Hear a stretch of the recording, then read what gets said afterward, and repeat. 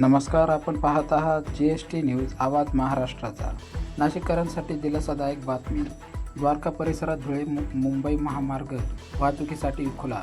नाशिक शहरातील वाहतूक कोंडीचा प्रश्न सोडविण्याच्या दृष्टीने महत्त्वाचा मानला जाणारा द्वारका परिसरातील धुळे मुंबई महामार्गाचा मार्ग अखेर वाहतुकीसाठी सुरू करण्यात आला आहे। त्यामुळे वाहन चालक, प्रवासी तसेच व्यापारी वर्गामध्ये समाधानाचे वातावरण निर्माण झाले आहे।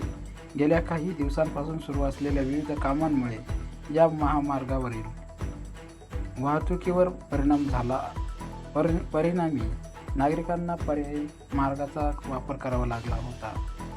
मात्र संबंधित विभागाने कामे पूर्ण करून हा मार्ग पुन्हा सुरू केल्याने आता वाहतुकीचा ताण कमी होण्यास मदत होणार आहे।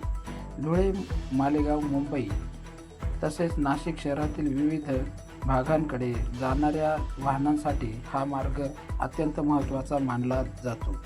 मार्ग सुरू झालेल्या मालवाहतूक, सार्वजनिक वाहतूक आणि दैनंदिन प्रवास करणाऱ्या नागरिकांना मोठा दिलासा मिळाला आहे।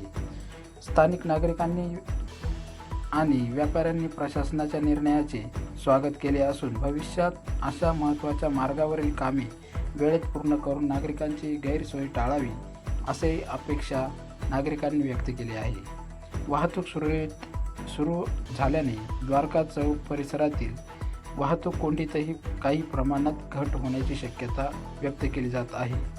प्रशासनाने वाहन चालकांना वाहतूक नियमांचे पालन करण्याचे आवाहन केले आहे।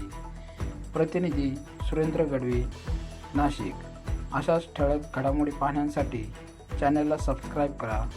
GST न्यूज आवाज महाराष्ट्राचा। दिलासा मिळण्याची शक्यता आहे।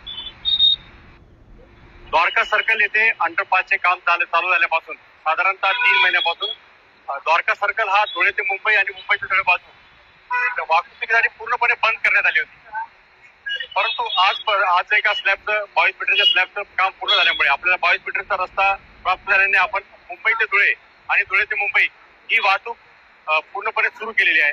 यामुळे शहरामध्ये अनेक ठिकाणी वाहतुकीस फार रिलीफ होणार आहे। काटेगल्ली, सिग्नल, अशोका मार्ग या ठिकाणी वाहतूक त्यामुळे कमी होण्यास मदत होणार आहे आणि नागरिकांना दिलासा मिळणार आहे।